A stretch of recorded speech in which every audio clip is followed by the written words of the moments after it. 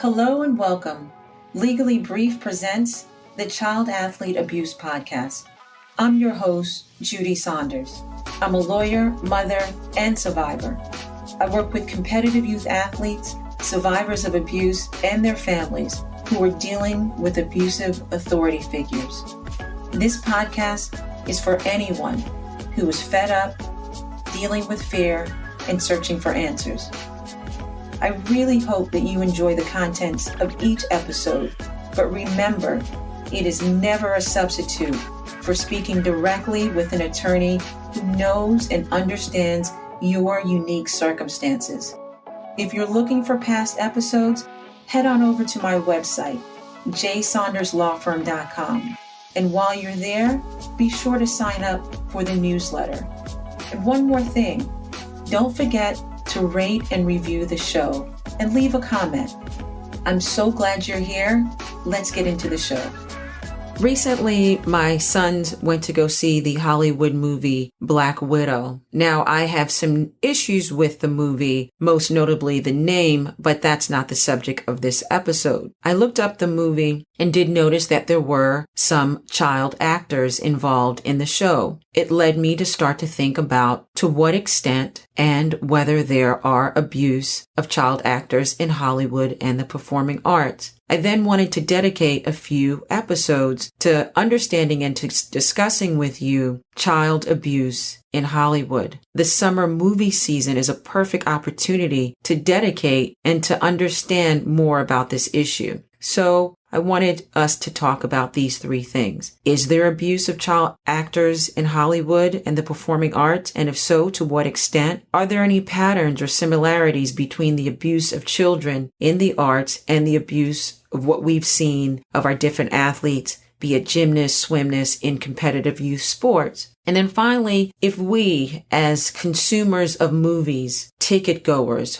how we spend our money in supporting the arts, are we complacent if we don't educate ourselves, if we don't ask these questions, and if we don't really look into the abuse of children in Hollywood? Today, there's no shortage, for example, of this investigation and people becoming aware of the abuse of children in the arts. Let's take, for example, the latest Free Britney movement. Even I was outraged when I heard to the extent of what had gone on in her career. I wasn't a big fan of Britney Spears, but I did know about her career. You had to know about it. She was everywhere. Her music was on the radio. You saw her face in all the print media and ads. But now, looking behind what went on in her career, you understand a little bit about how she was exploited, how we as consumers of magazines and musics, we may have been complacent in that abuse by not speaking out or by maybe deciding not to purchase some of these magazines or take part in what really led to be a lot of harm that Miss Spears has endured over the years. Our first episode, when we were looking at this abuse in Hollywood and the performing arts, I wanted to talk about a couple of different actors that are most notable. So, for example, Macaulay Culkin. You may know Macaulay from his famous appearance in the Home Alone series back in the 90s. This actor was born in the 1980s in New York City. And his parents, Christopher, and his mother, Patricia, like so many young child actors, they took over the role of managing the career. You find the same thing in competitive youth sports. When you have a very talented young athlete, the parents naturally may take over or work with, different individuals in the field, be it a coach or if it's in acting, a director or a manager. But in Macaulay's case, it was his parents who managed the career. Now, Macaulay's father he was, I think, related, or his sister was in the performing arts. He himself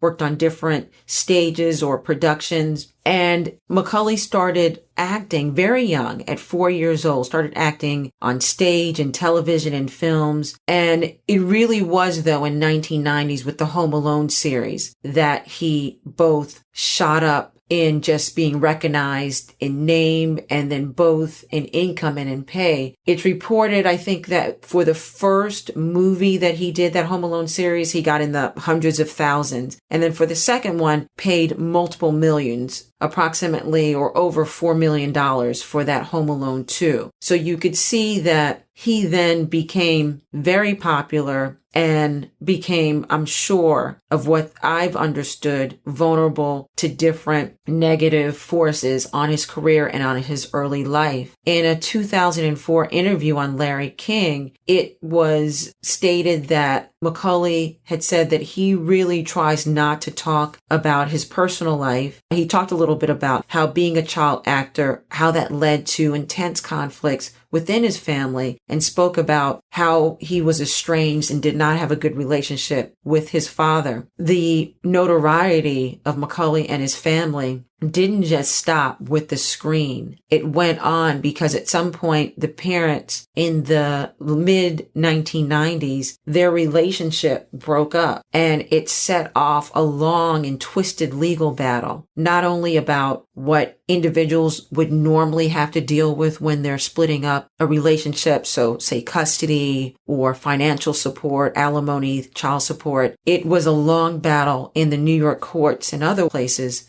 about who would manage the career of the child actor, Macaulay. And he also had a sibling, Karen, that was also a child actor. So in the New York Supreme Court in the mid 1990s, there were lots of reports, lots of court hearings and proceedings about what such things as whether the courtroom would be closed, whether this would be the battles and what was going on with the family would be publicly out there in the press, whether the press would have access to the courtroom. And this undoubtedly impacted this young actor, this young child, having his entire life publicized in the court, put out in the press. There was one court proceeding where there was a push to close the courtroom. Attorneys that were representing specifically the interest of Macaulay Culkin wanted the courtroom closed, did not want sensitive matters that may embarrass the child star put out there in the press. And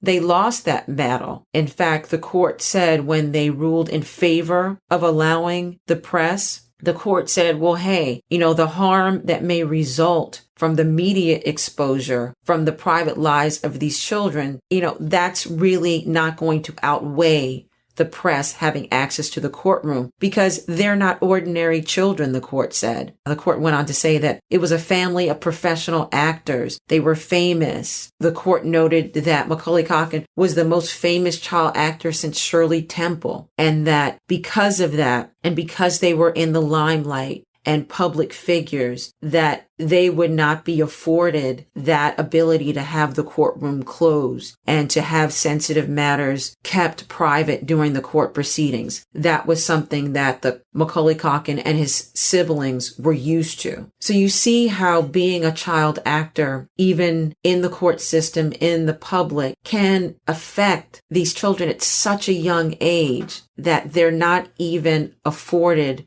the protection that normal children would have, children that are not considered quote unquote public figures or in the limelight. It seems like, in my opinion, that, we as consumers of movies, when I look at this, even this court opinion, it's our need, it's our desire to look and kind of almost be voyeurs into the lives of these actors, even children, not even talking about adults, but children that could and possibly does lead to their suffering. So maybe we are complacent, in answering the question that I posed earlier, that it's our need to know what's going on that would allow these children to be vulnerable. Here is some background and some statistics to kind of put this into context. There was a documentary done by HBO, Showbiz Kids, that featured some of the obstacles of child actors. It talked about some of the grooming that went on. Child actor Will Wheaton, who played in the 1980 film Stand By Me, talked about in this documentary how it was his mother and her own dream of fame that pushed him to be an actor and resulted in him starting to work at a young age. It was never his idea.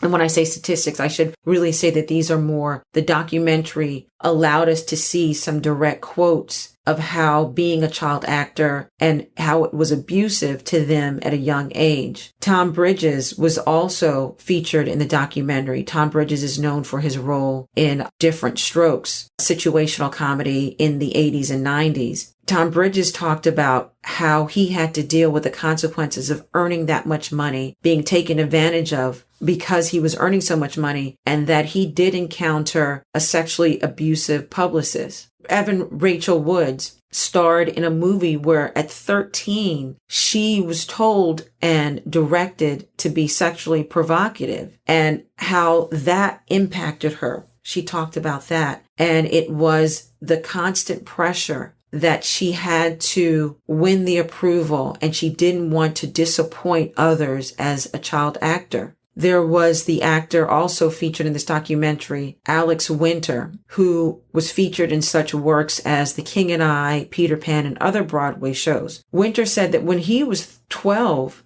he was sexually abused by an adult, and that at that time, it was the norm to keep quiet. Mr. Winter said that for years, over 25 years, he kept quiet, and it led to substantial post-traumatic stress. And it was his assessment that when you are sexually abused as a child and you have no way to talk about it, to understand what's going on, that you either deal with it with drugs, alcohol, suicide, if you don't get help to process this. So we're answering our first question. It does exist. Child abuse does exist in many forms, whether it's sexual, whether it's being groomed, whether it's being told to keep silent, whether it's acting out of integrity with yourself, meaning that these child actors are not wanting to actually pursue this career, maybe at this time, at this age, and it was being pushed on them. So we know it does exist. The second thing that I wanted to look into, are there patterns and similarities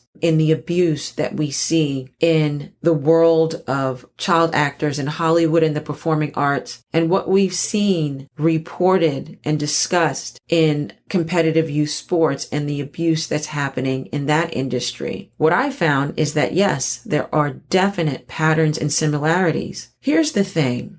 When you have the marriage of talent and youth, it opens up the perfect storm, so to speak, that makes it possible, if you have an abusive authority figure, to take advantage of a child. If you're at a young age, you're talented, an individual sees that, and they don't have the child's best interest at heart. And when I say best interest, that's actually allowing someone who's talented at a young age, and at any age, but especially at a young age, that if they decide not to pursue, be it a sport or be it performing arts or moving, you, the adult in that child's life, need to step back. It's hard so many times when you see talent and youth, and as adults, even I would get excited, and you think, this is great. This is a wonderful opportunity. Let's help this child nurture this. Let's let this grow. This is a great opportunity. The whole world will love to see this talent. So many times it's forgotten that maybe this is just a passing interest for the child, and they themselves do not want to pursue this at a high or a competitive level, be it a competitive level in the movie industry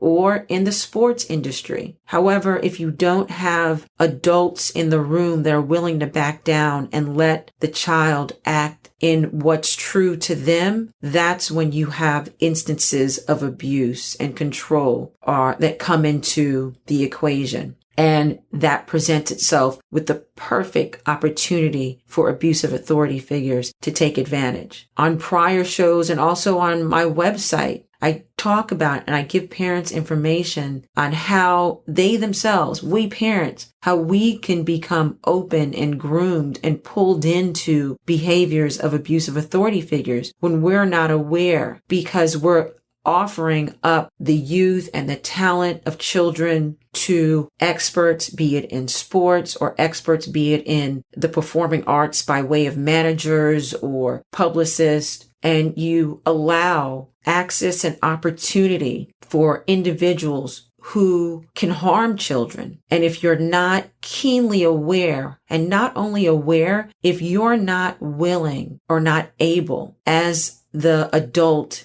in that talented child's life to immediately, at the first instinct of something's going wrong, to walk away from that coach or walk away from that organization, then that allows access and opportunities for the child to be hurt. Walking away could mean that the child wants to continue to pursue acting or a movie career, but you've got to understand that you have to then leave maybe one community that you felt supported in or that can take your child to the next level, leaving that and going to another place where there is not abuse. But you have to stay hyper vigilant when you have talent and when you have youth, because if you have those things and if you have a child that's self-motivated and wants to pursue it, what I've seen is that's the point when the vultures start to circle. And you yourself have to be very protective of your child, willing to walk away, willing to find support and individuals who will not take advantage of your child. Lastly, here's what I propose to everyone. What's our responsibility as consumers of movies, moviegoers? When we purchase a ticket, when we sit down, we grab our popcorn, not so much maybe now in the post-COVID era or the current COVID era. We're not necessarily going to theaters, but we have our subscriptions to Netflix, to Hulu, to all the other services, HBO, and you're paying for that. Maybe you're even buying merchandise or different forms. You're supporting movies in different ways and the performing arts. What are we doing as consumers to become aware of this? And if we don't become aware of it, are we being complacent in child abuse? Are we just sitting by and watching systemic harm happen to another individual? I am big on, and I think one of my talents is recognizing, understanding, and really being open to seeing similarities in systems that are broken. And I know that things will not get better or be fixed unless individuals that are part of systems who are not maybe directly impacted, unless they also speak up and become very vocal allies when there's individuals being harmed. So maybe you're not being directly impacted, but you educate yourself and you say, wait a minute, that's not right. Maybe I'm not feeling the impact of that, but I know that there's another human out there that's suffering. This theory and this opinion of mine holds true whether it's systemic racism, whether it's harms that happen in institutions such as religious institutions, educational institutions. And that's why I'm looking at this system of child actors in Hollywood. And I ask myself, when I pay for my Netflix subscription, and if I'm not paying attention to what's going on to children that could possibly be suffering abuse, am I complacent? And here's what I've come up with. My answer is that yes. Yes, we are complacent if we don't ask this question and if we don't do a little bit of digging. We have a responsibility. If we want our kids to live in a healthy world, we have a responsibility to understand and to ask, is there suffering? And if there is, what can I do? Whether you decide to accept or reject, whether you have,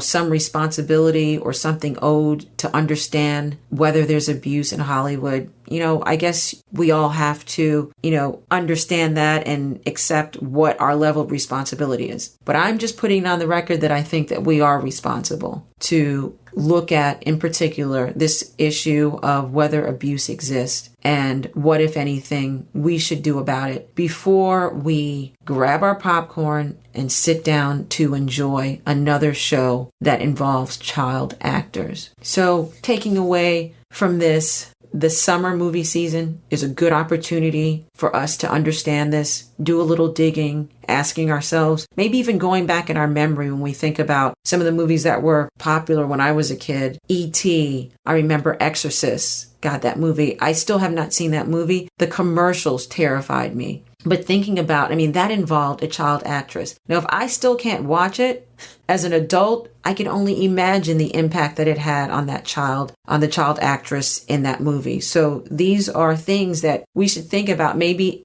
going back, thinking about what impact. Look at it. Google makes everything so easy for us now to investigate, to start researching something. Your research can go deeper and you can look into secondary and third sources, but it's a way to just ask the question. Don't be a part of broken systems. Look for the similarities and the patterns. And yes, I do see similarities and patterns of abuse between competitive youth sports, that industry, and also our performing art industry. And that we should not, my final opinion, we should not be complacent or willfully ignorant when there's abuse going on among children in different systems. Thank you for spending this time with me. I'm going to come back with 1 or 2 more episodes looking at particular cases of actors who were children at the time working in Hollywood and what they suffered, and just bring this to you so I can help share what I've learned about child actors in Hollywood and what we can do going forward to make every system better for our kids. Always a pleasure. Again, take care of yourself, and until next time, be well.